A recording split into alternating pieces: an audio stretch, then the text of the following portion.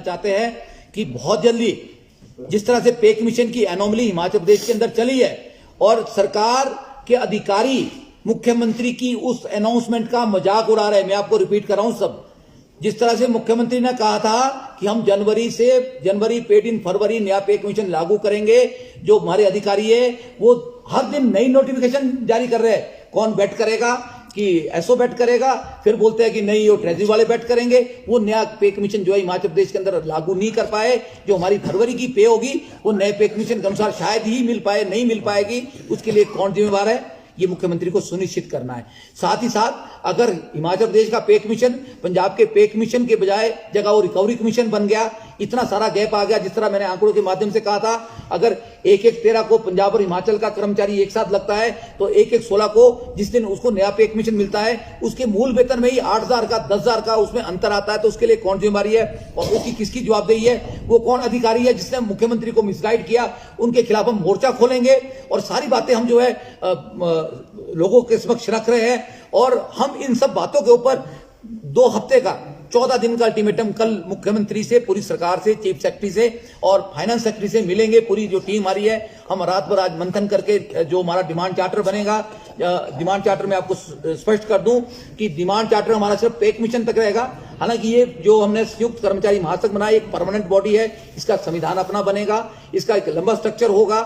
हम आगे की लड़ाइयां भी लड़ेंगे, उसके बाद हम उलझाना नहीं चाहते। ये हमारा अभी का जो एजेंडा है केवल मात्र हिमाचल प्रदेश के कर्मचारी और पेंशनरों को एक अच्छा वेतनमान, एक ऐसा वेतनमान जो पंजाब में मिला है, हम उस वेतनमान की बात करें। और साथ में ये भी हमने आज निर्धारित किया है कि हम ये पूरा जो टीम है हम पंजाब, क्योंकि एनोमली पंजाब में बहुत ज्यादा भी है। अभी पंजाब का वेतन आयोग भी एक तरह का रिकवरी उसको बोलूंगा, वो बहुत बढ़िया वेतन आयोग नहीं है, पर हम तो उससे बहुत नीचे आ गए। अभी हम बात कर रहे हैं सिर्फ पंजाब एट पार की। हम पंजाब के अंदर भी जाएंगे क्योंकि पंजाब में लगातार संघर्ष हो रहे हैं। मैं 4 बार खुद गया हूं। अब हमारी टीम जाएगी और हम हजारों की संख्या में पंजाब के अंदर भी लोगों उनको स्ट्रॉन्ग करेंगे। हम पहले वहां लड़ाई लड़ेंगे, फिर छठा वेतन आयोग उस रूप में यहां पे लागू भी कराएंगे। अभी पहला हमारा जो टारगेट है, जो लक्ष्य है, वो छठा वेतन आयोग हूबहू पंजाब के रूप में देना है। अभी जिस तरह से हिमाचल सरकार के अधिकारी गुमराह करने का एक और प्रयास कर रहे हैं कि हम 15% दे देंगे, जो कि अभी तक नहीं दिया था, वो गुमराह करने वाली बात है। हम 15% लेंगे, उससे फायदा जरूर हो रहा है, पंजाब में बहुत हो रहा है। इसको नए कर्मचारियों को, वो कब हो रहा है? जब हम पंजाब के उस स्ट्रक्चर के अनुसार 15% लेंगे। 1/10/12 को जो revision of grade pay Punjab में हुआ है, हम हिमाचल प्रदेश में उस रिवीजन को उसी रूप में नोशनली 1/1/16 तक फिक्सेशन चाहते हैं। हम एक बात स्पष्ट करना चाहते हैं, पंजाब हिमाचल की वित्तीय स्थिति को भी हम ध्यान में रखते हैं। हम उस बात को भी समझते हैं कि हिमाचल स्टेट में उसकी आर्थिकी क्या है। हम हिमाचल से बाहर नहीं है, हम हिमाचल सरकार को सपोर्ट करना चाहते हैं। हम एक आपको आज आश्वासन देते हैं पूरी टीम के साथ, हम जो नोशनल फिक्सेशन होनी है उसका एरियर हम छोड़ने को तैयार है। 1/10/12 के बाद जो होनी है वो करनी पड़ेगी आपको। जो पंजाब में जो कंडीशंस है उस कंडीशन के साथ चलना पड़ेगा। आपने 2 साल का जो राइडर लगाया प्रोविजन पीरियड, जिसको बात कर रहे हैं वो कोई प्रोविजन नहीं है। यहाँ कॉन्ट्रैक्ट अपॉइंटमेंट आपने 8 साल 7 साल 5 साल कर्मचारियों को रगड़ा हुआ है, उनको जबरदस्ती आपने उनको शोषण किया हुआ है। जबकि पंजाब में 15/1/2015 तक किसी तरह की कॉन्ट्रैक्ट अपॉइंटमेंट नहीं थी। 15/1/15 के बाद उन्होंने 2 साल का प्रोविजन किया। आपने कॉन्ट्रैक्ट के बाद फिर प्रोविजन चलाया। लोगों को मिसगाइड किया गया हिमाचल प्रदेश के अंदर। आज लोग यहाँ पढ़े लिखे लोग जाग गए, समझ गए। तो ये व्यवस्था मैं हिमाचल प्रदेश के अधिकारियों को, वित्त विभाग के अधिकारियों को भी बताना चाहता हूं कि ये मिसगाइड करने वाली स्थिति नहीं चलेगी।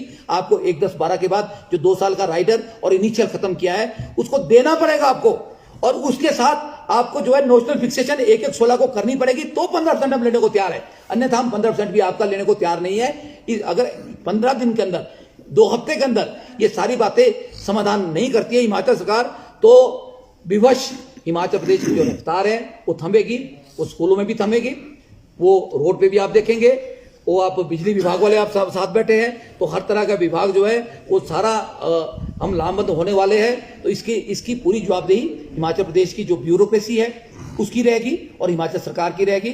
तो आपको हम स्पष्ट शब्दों में ऐलान करना चाहते हैं कि हिमाचल सरकार कर्मचारियों के जो हक है उसको दे। आपने ऐलान किया कि हमने जो है 1200 करोड़ रुपए का जो है वो कर्जा लिया है। मैं ये पूछना चाहता हूं कि अभी तक जो आपने कर्जा लिया वो किसके लिए लिया? तो सब रिकवरी में जा रहे हैं। देखिए, जो हमारा 70% वर्ग है कर्मचारियों का, वो तो रिकवरी के ऊपर है, उनको मिल कुछ नहीं रहा। तो आप किसके लिए 1200 करोड़ रुपए का कर्जा ले रहे हैं? आप सच में 1200 करोड़ का अगर आंकड़ों के हिसाब से कर्जा दे रहे हैं तो उसमें हमारा काम हो जाएगा। जिस मांग को हम कर रहे हैं, मैं आश्वस्त करता हूं और बड़े विश्वास से कह रहा हूं, हिमाचल की जो ब्यूरोक्रेसी को और फाइनेंस विभाग को आंकड़ों के साथ हम उनके साथ टेबल टॉक भी करेंगे कि 1200 करोड़ के कर्जे में ही हमारा जो है वो भुगतान हो जाएगा, हमारे हिमाचल प्रदेश के कर्मचारियों को ये लाभ मिल जाएंगे। ये कैलकुलेशन सबको पता है, पर शायद बात ये थी कि आगे कौन आए। हमने प्रयास किया और इसमें जो एक फिर से जो लोगों का समर्थन मिल रहा है उसके लिए मैं बहुत आभारी हूं उन लोगों का जिन्होंने हमारे को पीछे से बैकअप किया। और आज मांग में उन लोगों से भी ये उम्मीद करता हूं और आग्रह करता हूं, जो फील्ड में लोग हैं, वो चाहे हमारे पेंशनर है, वो चाहे हमारे किसी भी विभाग के कर्मचारी साथी है, चाहे शिक्षक साथी है, वो लामबंद हो अपने हक के लिए। हमें ऑप्शन देने की भी जरूरत नहीं है, ऑप्शन हम तब देंगे जब हमारे हित जो उस हिसाब से दिए जाएंगे।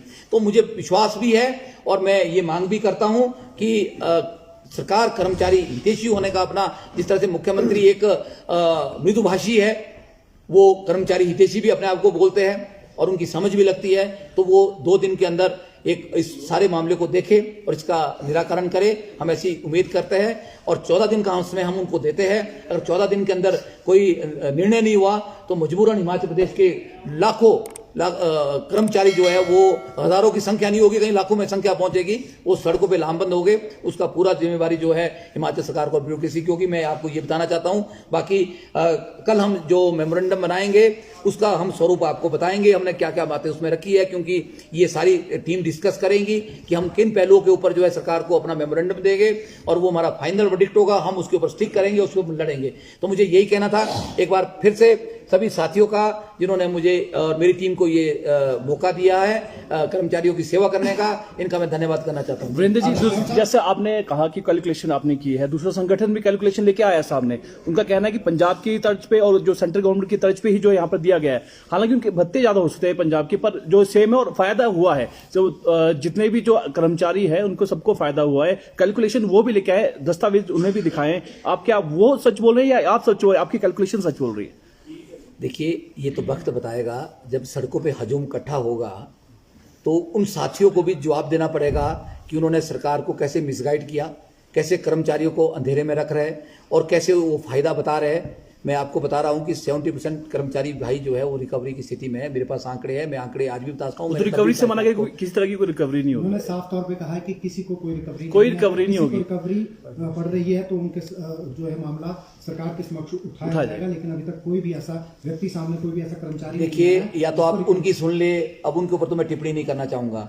अगर वो सही होते तो लोग उनके साथ रखे आपके सामने। देखिए, बहुत अच्छी बात है, मैं आपकी बात जो, अगर वो सही होते तो लोग उनके साथ होते, उनकी जय जयकार करते, सरकार की जय जयकार करते, तो ये हजूम जो देख रहे हैं ना, अब ये बुद्धिजीवी लोग यहाँ बैठे हैं ना, जो इनका लंबा इतिहास है। मैं तो बहुत छोटा सा प्राणी हूं इन लोगों के सामने। मैं शायद सीखने वाला व्यक्ति हूं, मैं सीखूंगा इस पूरी टीम से। तो ये हजूम खड़ा नहीं होता यहाँ पे। ये हजूम मैंने नहीं खड़ा किया, ये अंदर से एक ज्वाला है जो लोगों को एहसास हो रहा है कि हमारे साथ कितना नुकसान हो रहा है। पर जो मैं उनको आगाह करना चाह रहा हूं आपके माध्यम से, जो लोग सरकार को मिसगाइड कर रहे हैं ना, वो सरकार के कभी हितैषी नहीं हो सकते। वो सरकार को अंधेरे में रख रहे हैं और उनका फर्ज है सरकार को आईना दिखाए। उन्होंने कितनी कैलकुलेशन की है, वो कभी हो सके तो उनको डिबेट में मेरे साथ लाए आप। अगर आपका ऐसा प्रयास हो, मैं स्वागत करूंगा उन साथियों का, अपने भाइयों का। मेरे भाई है सारे लोग जो ऐसा बोलते हैं। कभी डिबेट में बैठेंगे, फिर आंकड़े हम उनको भी बताएंगे, आपको भी बताएंगे, कौन सा विभाग का कौन सा कर्मचारी कितने के रिकवरी में है, कितने नुकसान में, और पंजाब से कितना पीछे है। बात यहाँ फायदे नुकसान की नहीं है, बात ये है, बात नीति की है, बात नीयत की है।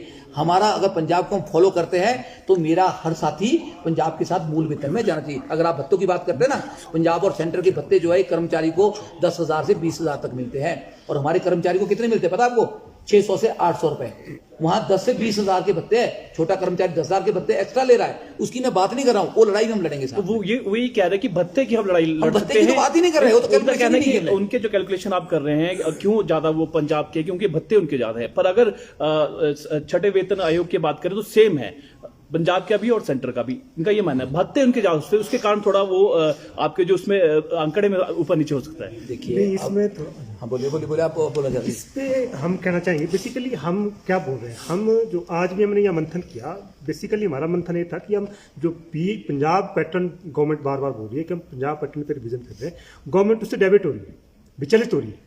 हमने कहा 2006-2009 में जब 2006 का रिवीजन हुआ, 9 के बाद जो वहाँ ग्रेड पे एनहांसमेंट हुई, जो 11 से लागू होनी है वो स्टेट गवर्नमेंट ने 12 को की, और एक 2 साल का राइडर लगा दिया कि एनहांस जो ग्रेड पे आपको 2 साल के बाद मिलेगी। लेकिन अब जो 16 का रिवीजन आया, 16 का रिवीजन में जो 2 साल का राइडर आपने लगाया उसका इम्पैक्ट आया। उसका इम्पैक्ट कितना है कि बहुत सारे कर्मचारियों को जो कुछ तो रिटायर हो गए बगैर उसके एनहांस ग्रेड पे दिए हुए, और कहीं कुछ का रिवीजन नहीं मिलना है। तो अब लेकिन इस जो आपका 6th पे कमीशन का रिवीजन है स्टेट गवर्नमेंट में, इसमें स्टेट गवर्नमेंट फिर से डेबिट की 2009 में तो करी 6 के रिवीजन में, लेकिन अब जो 16 के रिवीजन में इसमें गवर्नमेंट उससे भाग रही है पंजाब से हट करके। अब क्या कर दिया, अब जो 15% हुआ मिनिमम जो उन्होंने अश्योर किया कि आपको 15% मिनिमम हाइक दी जाएगी, वेतन में आपको रेज किया जाएगा, वो उन्होंने हटा दिया, और एसीपी दूसरी चीजें उसमें चेंजेस कर दिए। तो हम बोल रहे हैं जो स्टेट गवर्नमेंट है वो जो पंजाब पैटर्न की बात कर रही है उससे भाग रही है, और अगला जो पे कमीशन होगा तब तो पंजाब पैटर्न रहेगा नहीं, फिर तो कोई और ही खिचड़ी पक जाएगी। वही हम बात कर रहे हैं। हम स्टेट गवर्नमेंट को बोल रहे हैं कि जो आप इन टू पीएससीबी या पंजाब जो पैटर्न है उसको अडॉप्ट करो। आज अगर आप 6 के बाद का एक डेट पे अगर कोई टीजीटी या कोई क्लर्क वहां लगा है या हिमाचल में लगा है, उसमें पे में डिस्पेरिटी आ गई, उसमें कोई 5,000, 4,000, 6,000 का फर्क जो हमारा हिमाचल का कर्मचारी है उनसे पीछे है। विनोद जी वही हम बोल रहे हैं। विनोद जी कुछ बात रखना चाह रहे हैं इसमें विनोद जी नहीं थोड़ा सा करिए। तो ये है जो हम जो बात कर रहे हैं स्टेट गवर्नमेंट से कि हम Punjab strictly as per Punjab जो पे कमीशन की रिकमेंडेशन है उस हिसाब से रिवीजन किया गया। ये हमारी विनोद जी वाइंड अप करेंगे जरा। इनिशियल ही डेविएट कर एक्चुअली जो विरोध उठा है, इस विरोध के पीछे की वाजिब वजह क्या है? ये कोई कर्मचारी ये नहीं कह रहे हैं कि सबको नुकसान हो रहा है, पर मेजोरिटी को कहीं ना कहीं बहुत ज्यादा लॉस हुआ है कि जो 5th पे कमीशन ने जो रिपोर्ट आई और उसके बाद पंजाब की कैबिनेट सब कमेटी ने रिकमेंडेशन दी, कुछ अनोमली रह गई थी उसको ठीक करने की। ओके, उसको लेकर ये जो बोल रहे कि नहीं ये विड्रॉ कर लेंगे, नोशनली अराइव कर लेंगे, उसको काउंट नहीं करेंगे, उसकी वजह से बहुत ज्यादा लॉस जा रहा है बहुत कैटेगरीज को। और एक कैटेगरीज के अंदर ये नहीं पता लग पा रहा है कि अभी कौन सी पोस्ट रह गई है, यानी कि आपने पोस्ट का स्टेटस भी कम कर दिया है। ये जो कंफ्यूजन है, ये ओवरऑल इसमें कंफ्यूजन बहुत ज्यादा है। तो हम ये भी कह रहे हैं कि देखिए पंजाब सरकार की नोटिफिकेशन में भी कहीं ना कहीं कंफ्यूजन है, उसमें कोई दो राय नहीं है। लेकिन हिमाचल सरकार को अब यह करना चाहिए कि जहां लॉस की बात आ रही है, आप जो फार्मूले हैं, 3 फार्मूले हैं, 4 फार्मूले हैं, एक्चुअली ये पे कमीशन का स्टाइल नहीं है, ये मैनिपुलेशन कर दी हुई है। तो हम हिमाचल सरकार से हमारी ये मांग रहे हैं आज ये जो एक ज्वाइंट फ्रंट बना है, इसका दर्द और चिंतन क्या है कि ये फर्दर भी एनॉमलीज और फर्दर ये डिस्प्यूट खत्म हो जाए, अन्यथा अगला पे कमीशन आएगा उसमें फिर कहीं ना कहीं इसी प्रकार की एनॉमलीज और एक कंफ्यूजन क्रिएट होगा।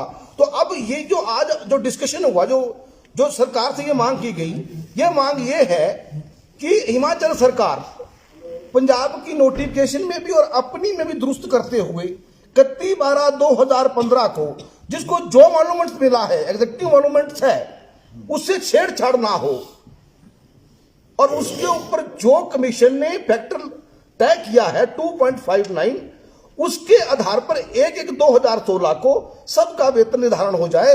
हिमाचल सरकार इसमें यह कर सकती है, हिमाचल सरकार अपने पे रूल्स में उसमें यह अमेंडमेंट ला सकती है। ये जरूरी नहीं है कि हिमाचल सरकार पंजाब के पे रूल को ऐसा ही पकड़ ले, ये भी जरूरी नहीं है। जब आप सेंटर पैटर्न के डीए में छेड़छाड़ कर सकते हैं तो यहां सुधार भी तो कर सकते हैं, वो कर लीजिए। कर्मचारियों की इतनी मांग है और आज इस मंच से यही बात सामने आई है। अगर सरकार ने कहीं ना कहीं इसमें फिर लीलापोती करने की कोशिश की तो इसका विरोध होगा, वो आज भी हुआ है। तो इसको खत्म करें, सरकार डिस्प्यूट खत्म करें, क्योंकि पे कमीशन आफ्टर 10 साल के बाद एक रिपोर्ट आती है, इसको आपने इतना उठा क्यों रही है गवर्नमेंट? अफसर साहिब भी कहीं ना कहीं, फाइनेंस वाले भी क्या देख रहे हैं एक्चुअल। अब पहले ऐसा होता नहीं था, एक्चुअल पे कमीशन में बड़े साफ पे कमीशन आते थे, कभी इतना नहीं हुआ। हाँ, किसी को कम फायदा हुआ, किसी को ज्यादा हुआ, वो अलग विषय रहा है। तो सरकार तो कह रही है जो खामी है उसको देखा जाएगा, मिलकर बात बैठ के हो सकती है। तो क्या आप लोगों ने बात की है मुख्यमंत्री से बैठकर, जो उसमें थोड़ी बहुत अगर त्रुटियां भी हैं तो क्या है, किस तरह से उसको निर्वहन यहाँ पर किया जाएगा, इस तरह की बात हुई आप लोगों की? नहीं, अब ये मांग देखिए पिछले एक महीने से इतनी आवाज आ रही है। अब सरकार ने उसमें रिटर्न में वीरेंद्र चौहान जी ने भी मेमोरेंडम दिए हैं और एनजीओ फेडरेशन ने भी प्रेस के माध्यम से कॉपियां गवर्नमेंट को दी है। अदर संगठन ने भी दी है, ट्रेजरी एंड अकाउंट सर्विसेज के लोगों ने भी उनको गवर्नमेंट को सुझाया है, अध्यापक संघ ने सुझाया है कि भैया इसको ठीक कर लो। अब सरकार ने उसमें कितनी एक्सरसाइज कर रही है, अब इतना कंफ्यूजन कर दिया है दफ्तरों में, पे फीस करना मुश्किल हो गया है, पता ही नहीं लग रहा है दफ्तरों में। कभी सरकार चिट्ठी निकालती है कि जी ज्वाइंट एक्ट साइन करता है, ज्वाइंट उनका सेक्रेटरी साइन करता है कि जी ये एसएस वाले इसको पेटेंट करवा लो उससे। अरे किसने करवानी, कहाँ करवानी, जिलों में है नहीं है, पूरे प्रदेश के अंदर ब्लॉकों में एसएस के लोग नहीं है क्या? पांगी से बहुत से लोग कहाँ से पेटेंट करवाते रहेंगे? इतना कंफ्यूजन, सरकार भी कुछ कंफ्यूजन में है, इसमें कोई दो राय नहीं है। बस शर्त इसको टाइम सेटल कर लो। ये पे कमीशन कोई मजाक नहीं है, ये एक बड़ी स्टैच्यूअरी बॉडी इसको तय करती है और वैधानिक प्रक्रिया है, तो इसमें जो खामियां है उसको ठीक कर ले, इतनी बात है।